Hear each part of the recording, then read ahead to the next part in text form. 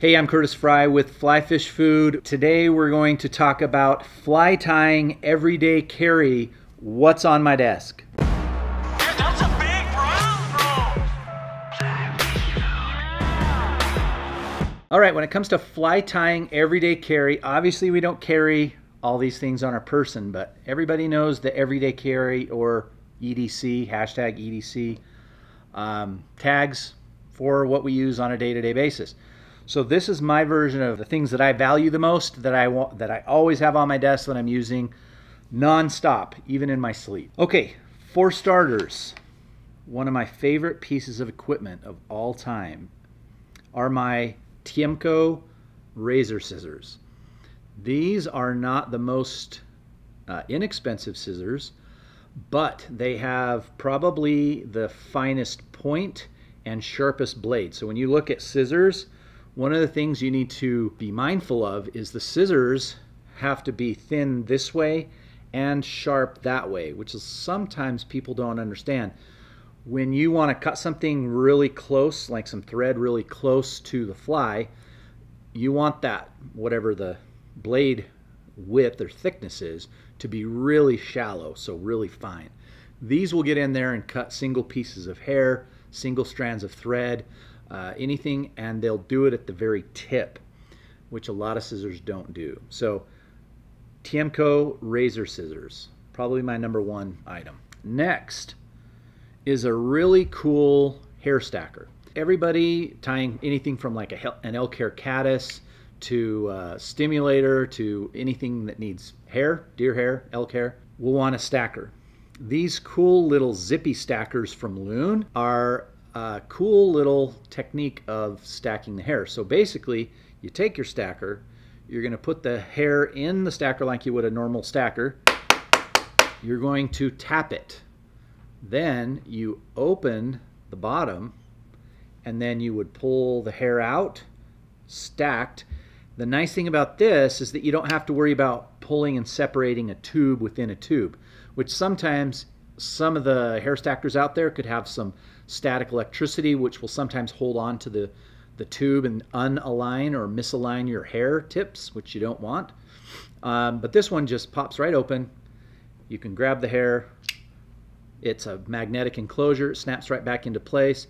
The other cool thing is it has this little window that once you've got the hair stacked, you can kind of take a peek in there and make sure that it's clear of under fur or that the tips are stacked properly. Zippy hair stacker from Loon.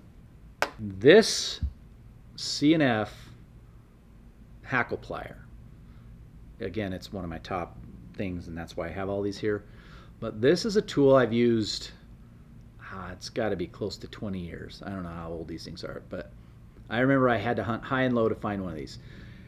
The reason I like it is a couple different things. #1, the points on this are very fine, so they can grab single pieces of hackle, they can grab single stems.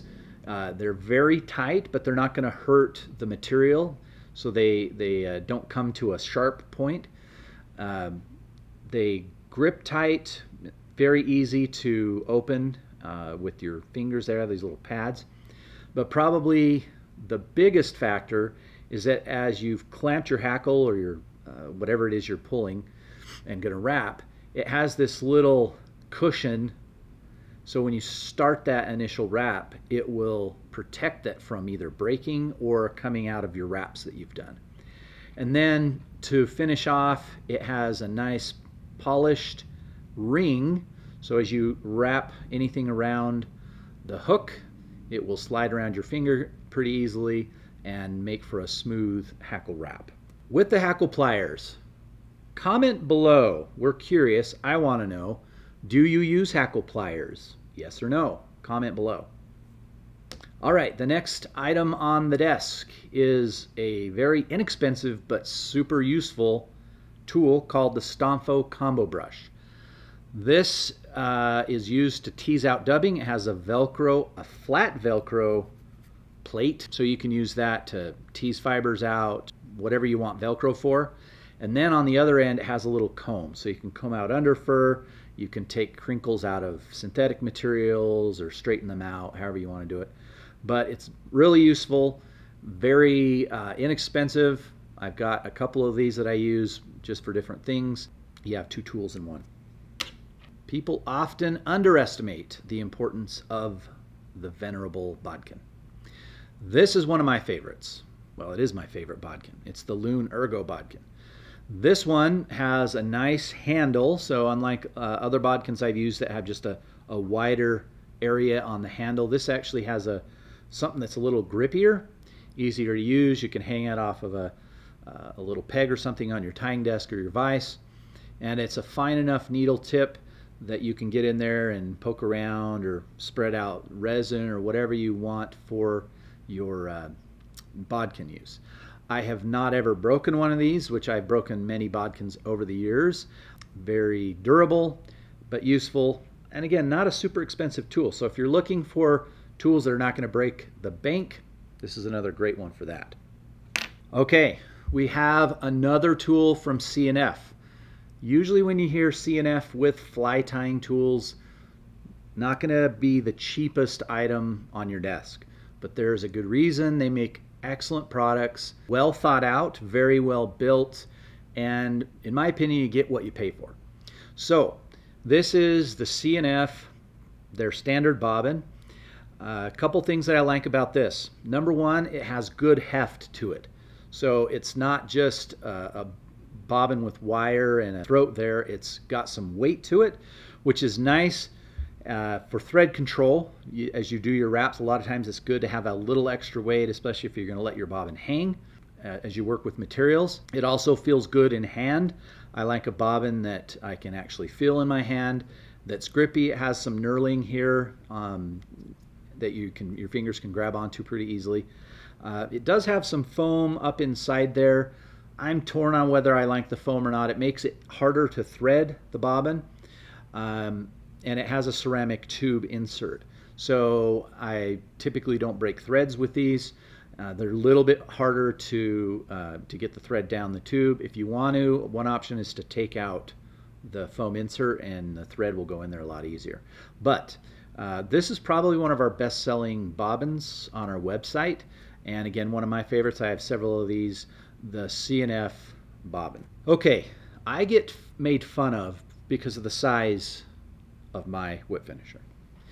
This is not the typical size of a whip finisher you've probably seen before. I would say, however, that I use this size. This is the Tiemko dual midge whip finisher because it has your whip finisher on this end and then a handy little half hitch tool on the other end. The part that people kind of have a hard time understanding is why is it so small?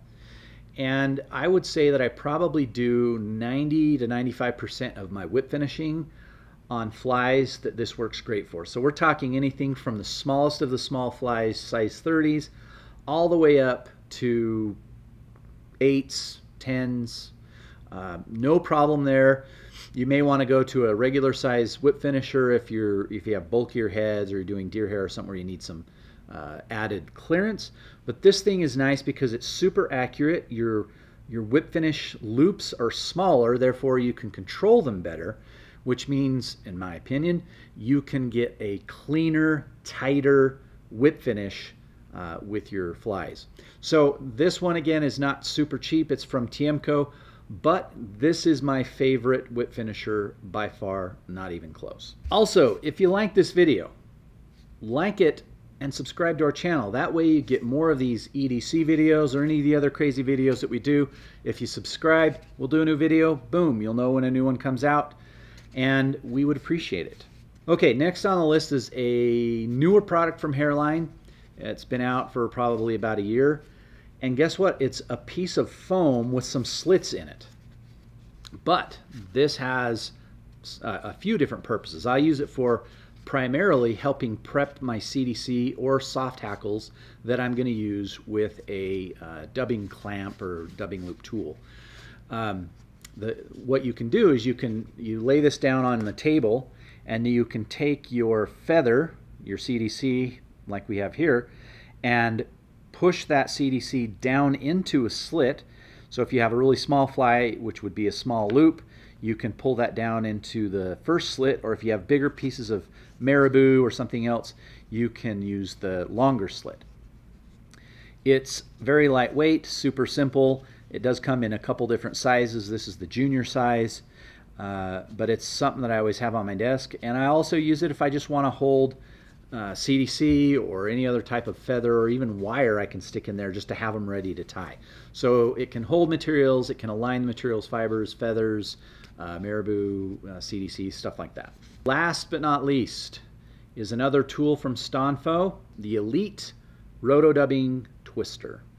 And so if you've ever used a dubbing twister or a tool to make dubbing loops on the fly, pun intended, this is a good one. I like this one for CDC. If I'm using something that I use bigger fibers for, like synthetics, I will use something like the Loon Gator grip or any of the other, like a turbo dubbing spinner, not this one, that you can just really crank on. This one I like more for soft tackle, feather fibers, CDCs.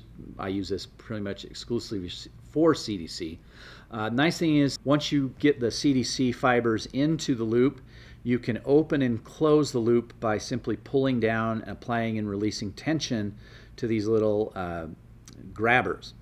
Then once you've got the grabbers and the loop created, you can then turn and pivot this to 90 degrees or whatever angle you want, and that helps you wrap the whatever you have on the loop around the hook at the right angle, so you're not having to contort your hand and arm all the way around to accommodate the direction the loop is in. It's also got bearings so that it spins rather quickly. You can spin up those loops really fast, use the momentum to get on there. Also, it has little rubber parts of the handle here to help you grip it. Again, a great tool. I use this all the time, and one of my favorites on my desk. All right, so that covers my fly tying everyday carry, what's on my desk. If you like our video, like it, subscribe. All the links to these products will be down in the description below, and we will see you on the flippity flop.